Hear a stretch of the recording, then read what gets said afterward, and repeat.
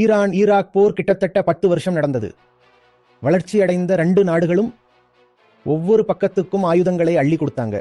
10 வருஷம் யாருக்கு நீங்க ஆயுதங்களை கொடுத்தீங்களோ இன்னைக்கு அதே ஆளுக்கு நீங்க தூக்கு தண்டனை கொடுக்குறீங்க. அதுவும் ஒரு பக்கம் மட்டும் இல்ல, நீங்க 2 பேருக்கும் எதிரி ஆகிட்டீங்க. ஈராக்காரருக்கும் தூக்கு தண்டனை கொடுக்குறீங்க, ஈரான்காரருக்கும் உயிருக்கு எதிரியா இருக்கீங்க. அவங்க மேல குண்டு வீசுறீங்க. கொஞ்ச மாசம் முன்னாடி வெனிசுலாவில் என்ன செஞ்சீங்களோ அதையே தான் இப்போ ஈரான் தலைநகர்லையும் செய்ய போறீங்க. அவங்க தலைவரை தூக்கிட்டு வர போறீங்க.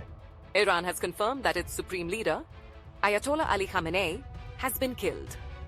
சில தசாப்தங்களுக்கு முன்னாடி யாருக்கு ஆயுதங்களை கொடுத்தீங்களோ அவங்களையே இப்போ கொல்லுறீங்க. இந்த விளையாட்டு எல்லாம் எதுக்காக? எண்ணெய். எண்ணெய்னா என்ன? எரிசக்தி. பெரிய கட்டிடங்களை கட்ட எரிசக்தி வேணும்.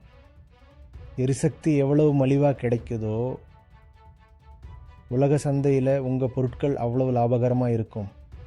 அதனால் இங்கே நடக்கிறது எல்லாம் அராஜகம்தான்.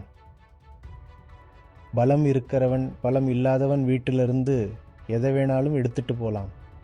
யார்கிட்ட ஏவுகணை இருக்கோ அவன் என்ன வேணாலும் செய்வான்.